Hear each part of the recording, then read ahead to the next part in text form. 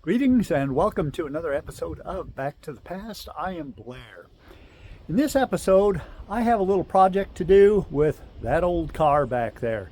Used to belong to my grandmother.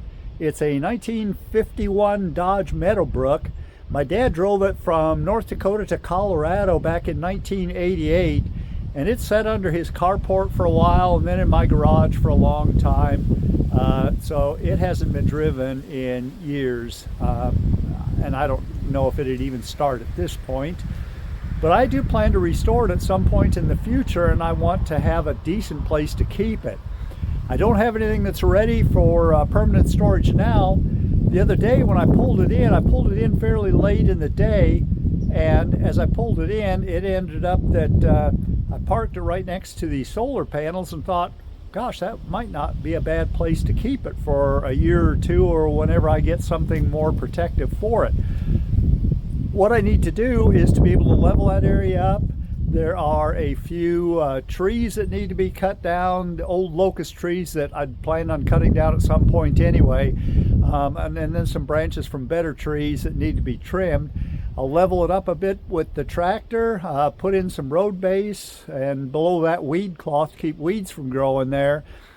And then a couple of years ago, something I had bought to protect lumber before I had the building, framing lumber at that time, was it came from Harbor Freight. It was a little 10 by 20 tent, I think it was, made for a little carport.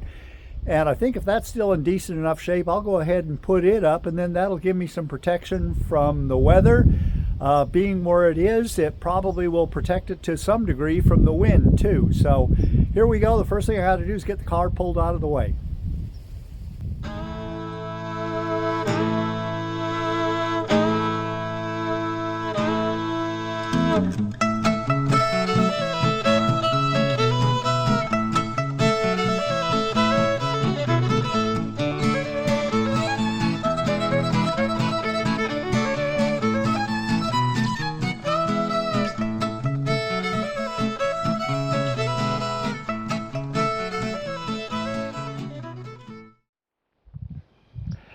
Okay, well, so far I have gotten the branches cut off of 4 locust trees here. I'll take the rest of them down. There's very little firewood out of them, and I'll get a little bit. Now this grinder will handle up to about 2.5, maybe even as much as 3 inches in diameter stock. But the problem with locust trees is it branches off almost at a right angle to its main branch. And it's hard, it's really hard. So unfortunately, the throat on this thing is only about 3 by maybe 4.5 inches, something like that. So unless I've got branches that really bend pretty hard, I have a tough time getting them through the grinder, which is why one of the reasons I just absolutely hate locust trees. That and the fact that there's stickers all over them, so I can't handle them without gloves on. It's just a really long process, and some of the other locusts that I've already cut down, I've just hauled the branches down the hill out where they're out of my way, and hopefully they'll rot over a period of time. I keep stirring them up with the tractor every once in a while.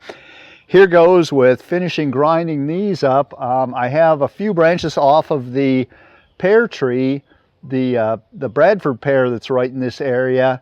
I've got to get those off, and then to your left, out of sight, up high, there are 2 more branches on that Bradford pear tree that I need to pull down, only they're long enough that they could hit the solar panels. So what I'll probably do is use the tractor, set it back here somewhere, tie it off with a rope to those branches when I take them down to where they fall this way instead of toward the panels. For now, we got to get started getting these branches out of the way.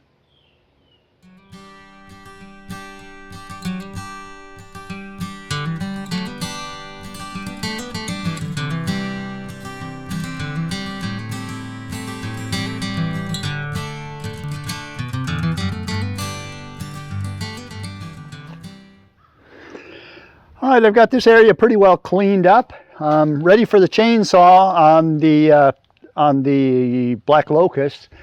This Bradford pear, I've got a notch cut about halfway through the tree. Hopefully it'll fall well away from my solar panels. I think it will. Even even if it does fall sort of in that direction, I think it'll be angled off enough to the side that it'll be okay. One thing I am a little worried about maybe is the red maple tree that I planted there this last spring, and I wish I hadn't planted it right where I did, but it's there and I don't want to dig it up. So I don't think this will make it that far, at least not with heavy damaging limbs. We'll find out in just a second here.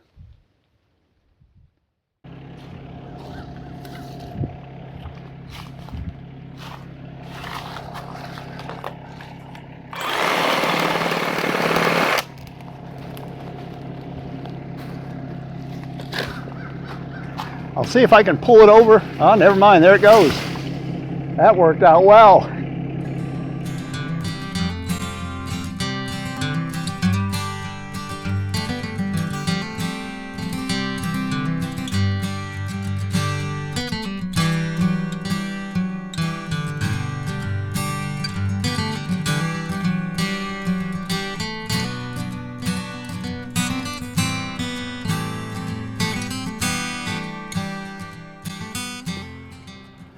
Fortunately, there was no damage to the solar panels. I don't see any cracks in the glass. I don't see any dents in the edges of the aluminum. I think I'm in good shape. I was sure worried a little bit when it started falling in that direction. Fortunately, it was all small, soft branches that weren't able to do any damage. I think I've got everything fairly well cleared up now, so soon I'll be ready to start on doing some digging and leveling for a spot for the car.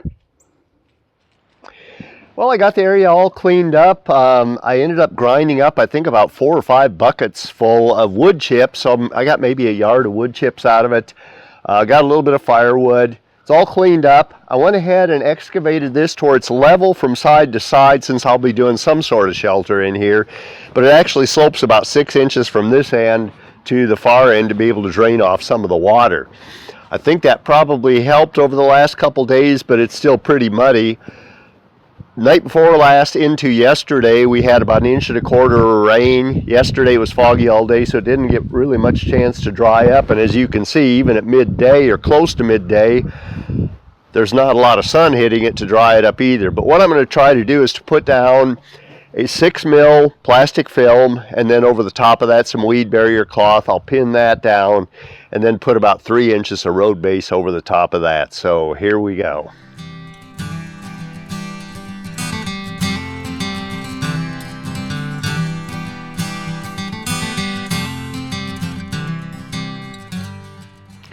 I've got the gravel in now.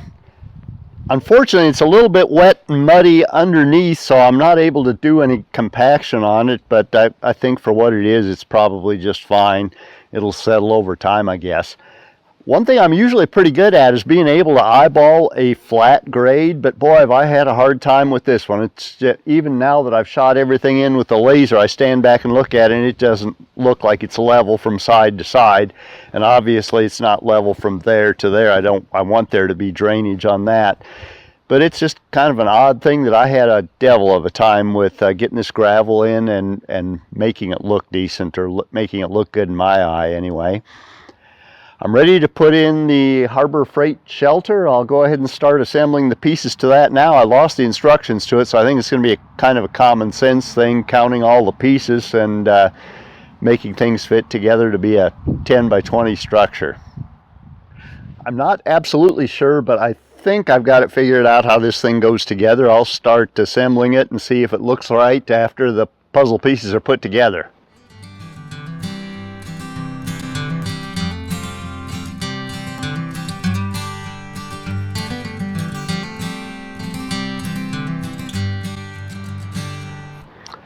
Okay, I think what I'm going to do, I'll go ahead and put the top on it. Before I do that, I'm going to grab a ratchet strap, and try to pull everything together, make sure these joints are all tight before I put that top on. Then I'll put the top on, and then I think in order to have room, I'm going to have to put those 3 legs up first, and then come over to this side and put these 3 legs up first. And then I want to, as much as possible, attach it to this, and it may take some blocking. These rafters may end up being in the way. I don't know. We'll find out.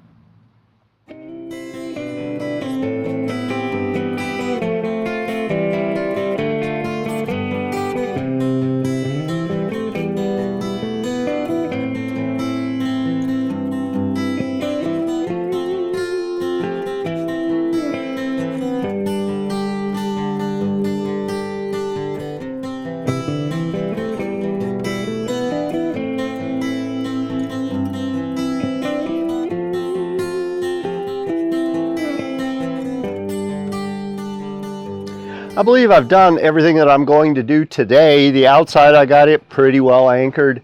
I will take the inside posts. Right now they're temporarily tied off at the corners. I did stick one screw in here. I'll put some blocking between the wooden post and the steel post here to where I got those very well secured, at least at the top, and probably down near the bottom I'll go ahead and secure them too. That'll have this end tied off real good. This side, it's going to be susceptible to wind, I guess, but it's as anchored as probably as well as it's going to be.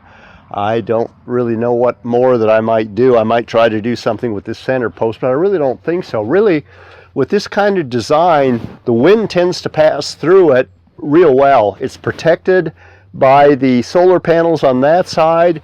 It's open on this side, but I've got a lot of trees. Probably the only uplift that it would get would be wind coming in from this direction, hitting the car and trying to lift it, but I'm really not too concerned about it.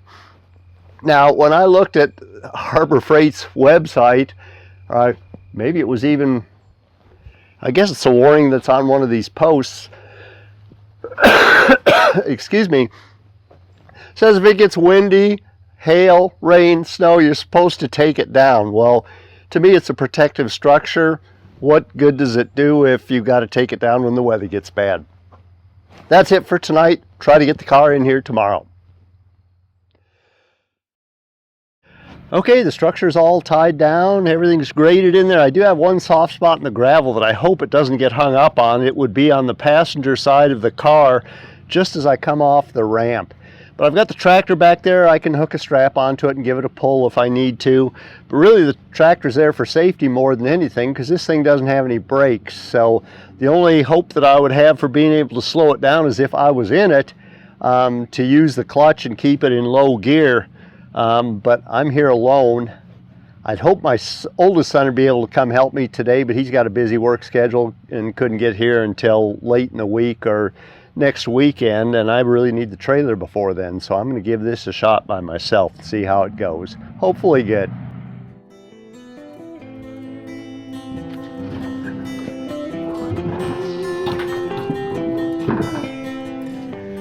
I'm just going to go a couple feet at a time, at least to start.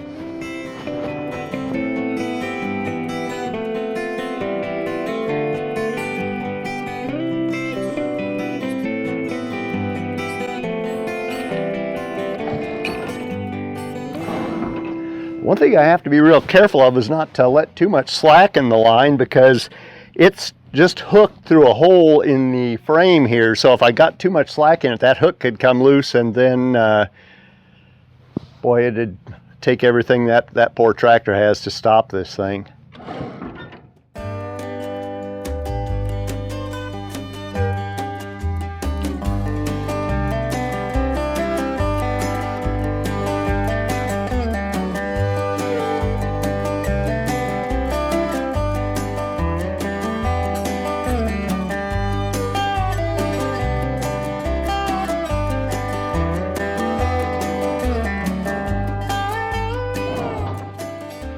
That has it completely on the ground. I'm happy.